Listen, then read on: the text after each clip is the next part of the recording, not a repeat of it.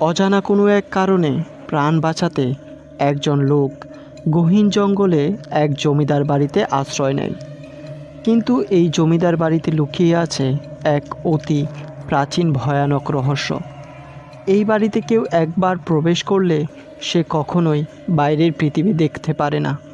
সে হয়তো মারা যায়, না হলে সব পুরনো স্মৃতি ভুলে যায়।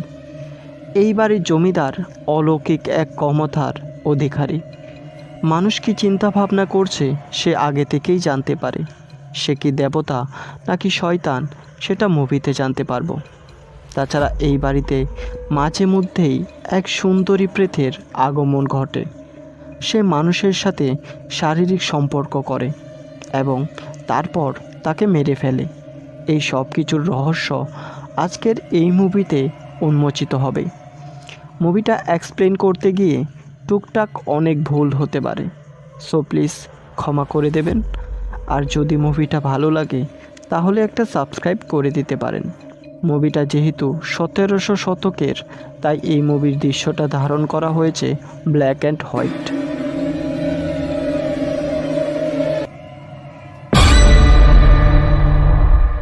মুভির শুরুতে আমরা দুজন লোককে একটা গভীর জঙ্গলে আশ্রয় নিতে দেখি। প্রাণ ভয়ে বাঁচার জন্য তারা এই জায়গায় অবস্থান করছে।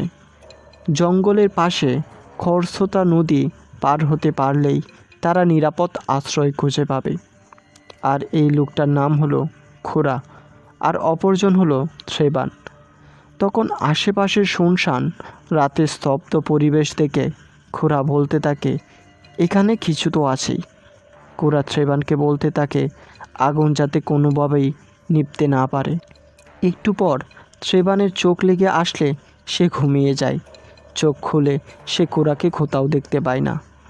একটু সামনে গেলে দেখা যায় খুড়া একটা গাছের দিকে অদ্ভুতভাবে তাকিয়ে আছে। তখন সেখান থেকে একটা মেয়ে বের হয়ে আসে, যার চেহারায় একটা অলৌকিক জাদু আছে, যা মুহূর্তেই মানুষকে বশ করে নেয়। তখন থ্রেবান খুড়াকে বলে, ওদিকে যাস না, ওটা কোনো মেয়ে না, এক প্রেত। এই বলে থ্রেবান সেখান থেকে দৌড়ে পালিয়ে যায়। আর খুড়া সেই মেয়েটার সাথে ইন্টিমেট হতে চাইলে সেই মেয়েটা তার ঘাড়ে কামড় দিয়ে তার রক্ত চুষে মেরে ফেলে। এরপর থ্রেবান ঘুরতে ঘুরতে জঙ্গলের ভিতরে থাকা একটা পুরনো জমিদার বাড়িতে গিয়ে পৌঁছায়। আর এটাই তার জীবনের কাল হয়ে দাঁড়ায়। ক্ষুধার জ্বালায় সে পাশে থাকা একটা নারিকেল নিয়ে খেতে চাইলে একজন লোক বলে, চুরি করতে এসেছো এখানে? থ্রেবান বলে, ক্ষুধার জ্বালা সহ্য হচ্ছে না, তাই এটা নিয়েছি। আর এই লোকটার নাম কি সেটা আমরা এখন জানতে পারবো না, এর একটা কারণ আছে। কিন্তু আমরা এখন তাকে রাঁধুনি বলেই ডাকবো, কারণ সে জমিদারের জন্য রান্না করে। তখন রাঁধুনি থ্রেবানকে একটা অদ্ভুত প্রশ্ন করে। প্রশ্নটা এমন যে, এখন কোন মাস বলো তো? এবার থ্রেবান বলে, ফসল কাটার সময় শেষ, বর্ষা শুরু হয়েছে। রাঁধুনি কেন থ্রেবানকে এই প্রশ্ন করেছে আমরা পরে জানতে পারবো। তখনই এই জমিদার বাড়ির জমিদার থ্রেবানকে জিজ্ঞেস করে, তুমি কেন এখানে এসেছো? থ্রেবান বলে, আমি পানান, অর্থাৎ গায়ক। এক কথায় বলতে গেলে যারা আগেকার দিনে বিভিন্ন রাজদরবার কিংবা লোকসভায় গান গাইতো। থ্রেবান বলে, আমি জমিদারের প্রাসাদে গান গাইতাম, কিন্তু সেখানে পর্তুগিজদের সাথে জমিদারের দাঙ্গা হাঙ্গামা শুরু হলে প্রাণ বাঁচাতে আমি সেখান থেকে চলে আসি। তখন জমিদার কদমনপট্টি থ্রেবানকে একটা গান গাইতে বলে। এইবার থ্রেবান একটা গান গাইলে জমিদার সন্তুষ্ট হয়ে যায়। জমিদার থ্রেবানকে বলে, তুমি চাইলে আমার বাড়িতে থেকে যেতে পারো। কিন্তু থ্রেবান বলে, আমাকে যেতে হবে। জমিদার বলে, আজ পর্যন্ত কদমনপট্টির আদেশ কেউ উপেক্ষা করতে পারেনি, তুমি তো কোন ছাই। কিন্তু থ্রেবান কেন জানি না চাইলেও সে এই বাড়িতে থাকতে রাজি হয়ে যায়। কিন্তু রাঁধুনির হাব ভাব দেখে বোঝা যায় সে চাইছিল না থ্রেবান এই বাড়িতে থেকে যাক। তার মনে একটা ভয় কাজ করছিল। তখন রাঁধুনি থ্রেবানকে রান্নাঘরের দিকে নিয়ে যায়। থ্রেবান দক্ষিণ দিকে তাকিয়ে দেখে ওদিকে অনেক বড় একটা কামরা। তখন রাঁধুনি থ্রেবানকে বলে, ওই দিকে যাওয়ার কারো অনুমতি নেই, অনেক দিন আগে একজন রাঁধুনি ওই দক্ষিণের কামরার দিকে গিয়েছিল। তারপর তার আর কোনো সন্ধান পাওয়া যায়নি। ট্রেভান শুনতে পায় উপরের তলায় কোনো একটা রুম থেকে আওয়াজ হচ্ছে। রাঁধুনি বলে, এই জমিদার বাড়ির অনেক সভাকক্ষ আছে যা অনেক দিন ধরে তালাবদ্ধ পড়ে আছে, আর এগুলো থেকে তুমি অনেক অদ্ভুত আওয়াজ শুনতে পাবে। কিন্তু সাবধান, কোনোভাবেই ওদিকে মনোযোগ দেবে না। রাতে ট্রেভান খাবারকে সৃষ্টিকর্তার প্রশংসা করলে জমিদার কদমনপট্টি রেগে যায়। সে বলে, আমি তোমাকে খাবার দিয়েছি, কিন্তু তুমি সৃষ্টিকর্তার শুকরিয়া আদায় করছো কেন? কারো শুকরিয়া যদি আদায় করতে হয় তাহলে সেটা একমাত্র আমার। এ থেকে বোঝা যায় জমিদার সৃষ্টিকর্তা বিদ্বেষী। আর এদিকে দেখা যায় রাঁধুনি হাতে খাবার নিয়ে দক্ষিণের সেই রুমটার দিকে যায়। রাতে ট্রেভান মশাল নিয়ে জঙ্গলে গেলে সে সেখানে অনেকগুলো কবর দেখতে পায়। সেখান থেকে সে ভয় পেয়ে চলে আসে। এরপর ট্রেভান দক্ষিণের কামরার থেকে আওয়াজ শুনতে পেলে ভয়ে ভয়ে সেখানে যায় এবং সেখানে লোহার শিকলে কাউকে একটা রুমে আটকে থাকতে দেখে ভয় পেয়ে যায়। সিন এখানেই শিফট হয়। পরের দিন সকালে দেখা যায় জমিদার কদমনপট্টি পাশা খেলছে। ট্রেভান সেখানে গেলে কদমন ট্রেভানকে পাশা খেলতে অফার করে, আর ট্রেভানও রাজি হয়ে যায়। কদমন বলে, খেলার আগে তোমাকে কিছু বাজি রাখতে হবে, সেটা হয় টাকা পয়সা, না হলে অন্য কিছু। ট্রেভান বলে, আমার কাছে তো তেমন কিছুই নেই।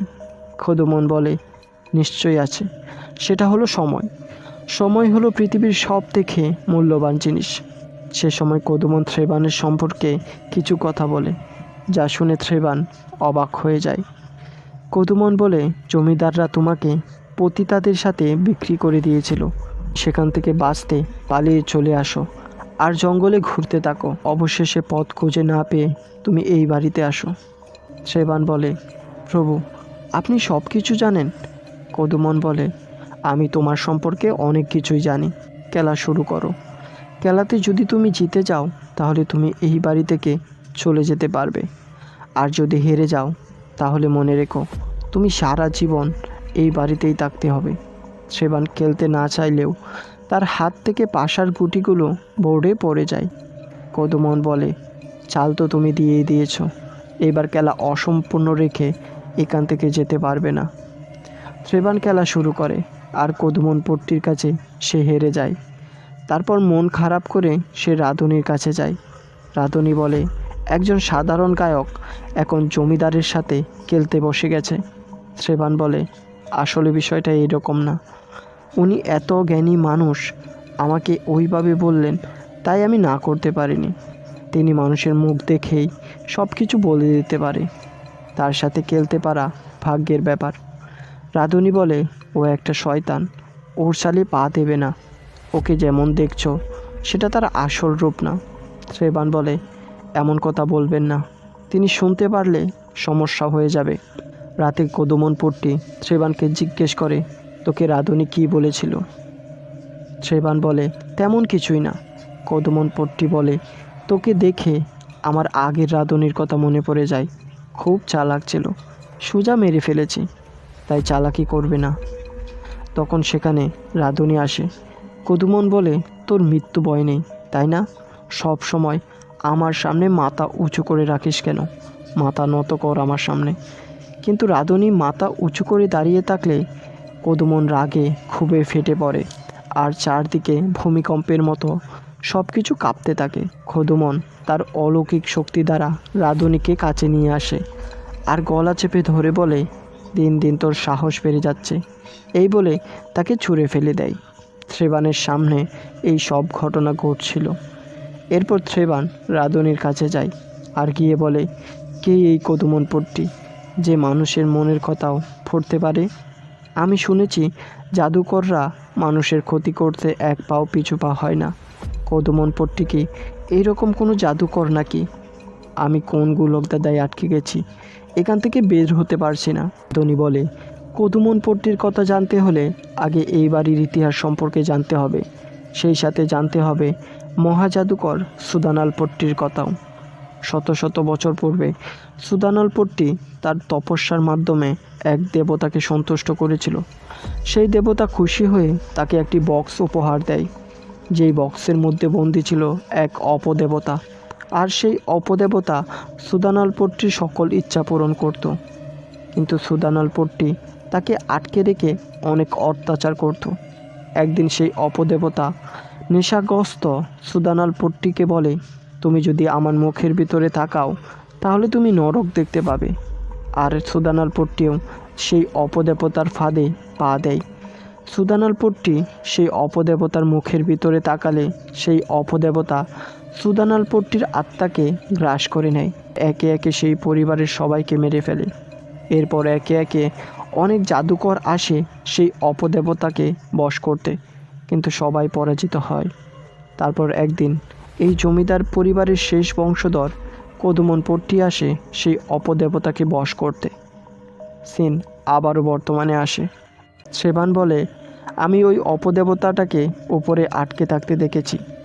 আর এদিকে দেখা যায় মুভির শুরুতে দেখানো সেই প্রেত মহিলাটা জমিদার কদুমনপট্টির কাছে আসে আর তার সাথে ফিজিক্যালি সম্পর্ক করে। আর এই কথাটা একটু মনে রাখুন, এখানে একটা রহস্য আছে। আর এই বিষয়টা সেবান দেখে ফেলে। সে ভীত আর শঙ্কিত হয়ে রাধুনির কাছে যায় আর বলে, বাড়িটা অভিশপ্ত, চলো আমরা এখান থেকে পালিয়ে যাই। আমরা যদি এখানে থাকি তাহলে দুজনেই মারা যাব। রাধুনি বলে, আমায় বিরক্ত করবি না, এখান থেকে চলে যা। কারণ রাধুনি জানে সে চাইলেও এই বাড়ি থেকে বের হতে পারবে না। এবার সেবান পালাতে শুরু করে এবং এই জমিদার বাড়ির ত্রিসীমানা বের হতে যাবেই তখনই তার রক্তবমি শুরু হয় এবং রক্তবমি এতটাই বেড়ে যায় যে চারিদিকে সে অন্ধকার দেখতে পায়। সে ভয়ে ভয়ে আবারও জমিদার বাড়িতে এসে পৌঁছায়। একটু পর কদুমনপট্টি এসে বলে, তুই কি এই বাড়ি থেকে পালাতে চাইছিস? আচ্ছা, তুই চলে যা, যখন বৃষ্টি থামবে। আমরা তখন দেখতে পাই বাইরে হঠাৎ করে মুষলধারে বৃষ্টি শুরু হচ্ছে এবং এই বৃষ্টি থামার কোনো নামই নেই। এভাবে দিন যায়, মাস যায়, এমনকি বছরও গড়ায়, কিন্তু বৃষ্টি কমে না। আসলে এই সব কিছু কদুমনপট্টির মায়াজাল। কিন্তু সেই এই অলৌকিক ক্ষমতা কীভাবে পেল সেটা আমরা মুভিতে জানতে পারবো। একদিন সেবান বাইরে গিয়ে দেখতে পায় রাধুনি কবর খুঁড়ছে, কিন্তু সেটা কার? সেবান রাধুনিকে জিজ্ঞেস করে, আমরা দুজন ছাড়া এখানে আর কেউ নেই, তাহলে এটা কার কবর? রাধুনি অদ্ভুতভাবে তার দিকে তাকিয়ে থাকে। তখন সেবান ভয় পেয়ে এই বাড়ি থেকে পালাতে থাকে। তখন কদুমনপট্টি বলে, আমার অনুমতি ছাড়া এই বাড়ির বাইরে যাওয়া মানে মৃত্যুর জন্য অপেক্ষা করা। পরের বার এই রকম করলে তোর জন্য একটা কবর করতে হবে। এরপর রাধুনি সেবানকে বলে, এই বাড়ির ফটক দরজা একটা ফাঁদ। যে একবার এই বাড়িতে আসে সে মৃত্যু পর্যন্ত এখানেই আটকে যায়, এমনকি সে নিজের স্মৃতিশক্তিও হারিয়ে ফেলে। সেবান বলে, আমি কিছুই বুঝতে পারছি না। রাধুনি এইবার সেবানকে প্রশ্ন করে, আচ্ছা তোমার নাম কি? সেবান কিছুতেই তার নাম মনে করতে পারছে না। রাধুনি আবারও বলে, আচ্ছা তোমার মায়ের নামটা বলো। কিন্তু সেবান সেটাও বলতে পারছে না। তার মানে সে সব কিছু বলে গেছে। আর এই কারণেই মুভির শুরুতে রাধুনি সেবানকে জিজ্ঞেস করেছিল এখন কোন মাস।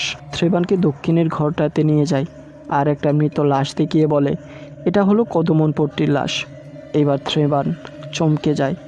এটা যদি কদুমনপট্টির লাশ হয় তাহলে নিচে কে বসে আছে? এখানেই একটা টুইস্ট রিভিল হয়। আসলে আমরা যাকে কদুমনপট্টি ভাবছি সে হলো বক্সে বন্দি থাকা সেই অপদেবতা বা শয়তান। কদুমনপট্টি অপদেবতাকে বশ করতে আসলে সে নিজেই ওই শয়তানের দ্বারা বশ হয়ে যায় এবং এতদিন ধরে দক্ষিণের ঘরটাতেই কদুমনপট্টিকে আটকে রেখেছিল সেই শয়তান। মুভির সুবিধার্থে একটা কথা বলে রাখি, এই অপদেবতা বা শয়তান মানুষের মন পড়তে পারে, কিন্তু সেই শয়তান রাধুনির মন পড়তে পারে না। আর এজন্যই সেই দিন সেবানকে জিজ্ঞেস করেছিল যে রাধুনি তাকে রান্নাঘরে কি বলেছিল। কিন্তু এই রাধুনি বাকে আর শয়তানের এই প্রভাব কেন তার উপর কাটে না পরে জানতে পারবো। আর প্রেত মহিলাটা কদুমনের সাথে শারীরিকভাবে লিপ্ত হয়েছিল, কারণ কদুমনের রূপ ধরে থাকা শয়তানটা ছিল তার সঙ্গী। এরপর কদুমনপট্টির লাশটা দাফন করা হয় আর এই জন্যই সেদিন কবর করা হয়েছিল। এরপর একদিন রাঁধুনি ট্রেভানকে বলে, এই বাড়ি থেকে পালানোর একটাই রাস্তা আছে। শয়তান যতই শক্তিশালী হোক না কেন, তার একটা দুর্বলতা থাকবেই। এই জমিদার বাড়ির নিচে একটা তালাবদ্ধ রুম আছে, আর সেই রুমে কোনো এক অলৌকিক শক্তির কারণে একটা প্রদীপের শিখা অনবরত জ্বলছে, সেটাই নিভাতে হবে। কিন্তু সেই তালাবদ্ধ রুমের উপরতলা থেকে সেই অপদেবতা এই প্রদীপটাকে পাহারা দিচ্ছে এবং রক্ষা করে যাচ্ছে, যাতে কেউ তার শক্তিকে নষ্ট করতে না পারে। এই প্রদীপটার মধ্যে তার শক্তির অনেকাংশ লুকিয়ে আছে, আর এটাই তার দুর্বলতা। এবার ট্রেভান বলে, আমি এই কাজটা করব। বাঁচতে হলে এছাড়া আর কোনো উপায় নেই।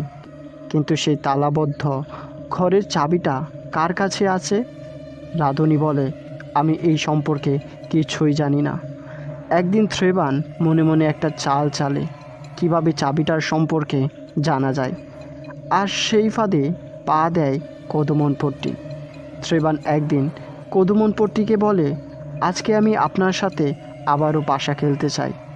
জমিদার বলে, কিন্তু তোমার কাছে তো বাজি ধরার মতো তেমন কিছুই নেই। ট্রেভান বলে, আছে, আমার কাছে একটা চাবি আছে। এটা শুনে জমিদার তার কোমরে হাত ভোলাতে থাকে আর চাবিটা খুঁজতে থাকে। ট্রেভান বুঝে যায় সেই বন্ধ দরজার চাবিটা কদমনপট্টির কাছেই আছে। কিন্তু ট্রেভানের এইসব কথা জমিদারের কাছে সন্দেহজনক মনে হয়। সেই দিন রাঁধুনি রান্নাঘরে রান্না করছিল। জমিদার কদমনপট্টি তার কাছে গিয়ে বলে, আরেকটা কবর করতে হবে, কারণ ট্রেভান খুব বেশি বাড়াবাড়ি করছে। এটা বলে জমিদার সেখান থেকে চলে যায়।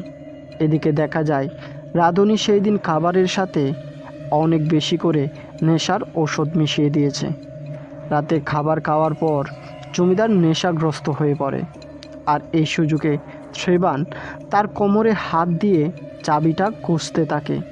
কিন্তু কদমনপট্টি তার এই চালাকি বুঝে যায় এবং ট্রেভানের আত্মাকে গ্রাস করতে চাইলে তখনই দেখা যায় চারিপাশ অন্ধকার হয়ে গেছে, অর্থাৎ কেউ সেই প্রদীপটা নিভিয়ে দিয়েছে। ফ্ল্যাশব্যাকে দেখা যায় যেদিন কদমনপট্টি রাঁধুনির কাছে গিয়েছিল, তখন রাঁধুনি চালাকি করে কদমনপট্টির কোমর থেকে সেই চাবিটা নিয়ে নেয় আর পাতাল ঘরে গিয়ে সেই আগুনের শিখাটাকে নিভিয়ে দেয়। চারিদিক অন্ধকার হয়ে গেলে ট্রেভান আর রাঁধুনি সেখান থেকে পালিয়ে যায় একটা ঘরে, যেখানে সেই অপদেবতা সাধনা করত। রাঁধুনি বলে, এই নাও বক্সটা, আর এটাতেই বন্ধ করতে হবে শয়তানটাকে। কিন্তু একটা কথা মনে রাখবে, শয়তানটা তোমার সাথে ছলনা করবে, তোমাকে তার মায়াজালে আটকাতে চাইবে, কিন্তু তুমি তাতে পা দেবে না, তাহলে নিশ্চিত মৃত্যু। তখনই দেখা যায় কদমনপট্টির রূপে শয়তানটা সেখানে আসে আর রাঁধুনিকে বলে, এক নিচু জাত হয়ে আমাকে মারার স্পর্ধা কী করে হয় তোর? তখন রাঁধুনি বলে, কোনো নিচু জাত নই আমি। জমিদার কদমনপট্টির রক্ত বইছে আমার শরীরে। এখানেই আমরা জানতে পারি রাঁধুনি আসলে কদমনপট্টির ছেলে। ব্রাহ্মণের রক্ত তার শরীরে বইছে বলে এই অপদেবতা সবার মনের কথা জানতে পারলেও রাঁধুনির মনের কথা কখনোই জানতে পারত না।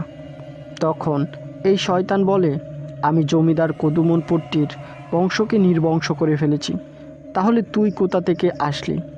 রাঁধুনি বলে, জমিদার কদমনপট্টির একজন নিচু জাতের মেয়ের সাথে সম্পর্ক ছিল, আর আমি তারই সন্তান। তখনই ট্রেভান সেই শয়তানকে ছুরি দিয়ে হাতে আঘাত করে, আর রাঁধুনি মন্ত্রপ্রুত জল ছিটাতে থাকে তার শরীরে। অসহ্য যন্ত্রণায় চিৎকার করতে থাকে শয়তান। তখনই রাঁধুনি ট্রেভানকে বক্সটা খুলতে বললে শয়তানটা বলে, এই রকম ভুল করবি না, রাঁধুনি তোকে দিয়ে প্রথমে আমাকে মারাবে, তারপর সে নিজেই তোকে মেরে ফেলবে। নানাভাবে সে তাদের সাথে ছলনা করতে থাকে। হঠাৎ শয়তানটা রাঁধুনির উপর হামলা করে দেয়, তাকে মারার চেষ্টা করে। তখনই ট্রেভান একটা ছুরি ঢুকিয়ে দেয় শয়তানটার ঘাড়ে, আর এই সুযোগে রাঁধুনি শয়তানের হাত থেকে একটা আংটি খুলে নেয়, যার মধ্যে ছিল তার সকল শয়তানি শক্তি। তখন শয়তানটা বলতে থাকে, এই শক্তি নেওয়ার অধিকার তোর নেই। যেই এই আংটি পরবে তার উপর অভিশাপ বর্ষিত হবে। লোভ, লালসা, হিংসা এগুলো গ্রাস করবে তোকে। সারা জীবন তুই অভিশপ্ত জীবন কাটাবি। তখন রাধুনী শয়তানের শরীরে আগুন লাগিয়ে দেয়। আগুনে পুড়ে যায় জমিদার কদমনপট্টির দেহ, কিন্তু শয়তানের মৃত্যু নেই। শয়তানটা প্রথমবারের মতো তার আসল চেহারা নিয়ে বাইরে বের হয়ে আসে। তার ভয়ঙ্কর রূপ দেখে থ্রেবান ভয় পেয়ে যায়। তখন রাধুনী শয়তানটাকে আংটিটা দেখিয়ে বলে, এই আংটিটা আমার কাছে। আজ থেকে তুই আমার দাস হয়ে থাকবি, আমি তোর প্রভু। মূলত আংটিটা যার কাছে থাকবে শয়তানটা তার শরীরেই বাসা বাঁধবে। তখন থ্রেবান বলে, তুমি এমনটা করো না। তুমি এই আংটিটা পরলে তুমি নিজেও শয়তানে পরিণত হবে। তুমি কদমনপট্টির মতো নরপিশাচ হয়ে যাবে। আর আবারও একের পর এক মৃত্যু চলতে থাকবে এই জমিদার বাড়িতে। কিন্তু রাধুনী সেই আংটিটি পরতে চায়। আংটির প্রভাবে তার মধ্যে লোভ, লালসা বাসা বাঁধছে। এটা নিয়ে দুজনের মধ্যে অনেক মারামারি হয়। এক সময় একটা দেয়াল ভেঙে পড়ে দুজনের উপর। সিন এখানেই শিফট হয়। দেখা যায় থ্রেবান সেই জমিদার বাড়ি থেকে বের হয়ে এসেছে। এতদিন পর সে বাইরের পরিবেশ, সূর্য এগুলো দেখতে পারছে। তখনই রাধুনী এসে তার উপর হামলা করে দেয়। কিন্তু রাধুনী কিছু একটা দেখে ভয় পেয়ে দূরে সরে আসে আর বলতে থাকে, তোর কানের ফুলটা বাম কানে ছিল, কিন্তু ওটা ডান কানে কী করে এলো? অন্যদিকে দেখা যায় জমিদার বাড়িতে ভাঙাচোরা স্তূপের উপর মরে পড়ে আছে থ্রেবান। থ্রেবান যদি মারা যায় তাহলে এ কে? তার মানে সেই শয়তানটা এইবার থ্রেবানের রূপ ধরেছে। রাধুনী দেখতে পায় থ্রেবানের হাতেই সেই অভিশপ্ত আংটি। তার আর বুঝতে বাকি থাকে না এটা সেই শয়তানটা। রাধুনী ভয় পেয়ে সেখান থেকে চলে যায় আর নদীর মধ্যে দাঁড়িয়ে হাসতে থাকে, কারণ অবশেষে সে জমিদার বাড়ি থেকে বের হতে পেরেছে। তখনই কিছু পর্তুগিজরা তাকে পাগল ভেবে গুলি করে মেরে ফেলে। আর থ্রেবান যখন নদীতে এসে পানির সামনে দাঁড়ায় তখন দেখা যায় পানিতে তার প্রতিচ্ছবি না দেখিয়ে কদমনপট্টির প্রতিচ্ছবি দেখাচ্ছে। শয়তানটা এইবার থ্রেবানের রূপে বিরাজ করছে। শয়তান তার আশ্রয় থেকে বাইরে বের হয়ে এসেছে। এইবার তার গন্তব্য কোথায়?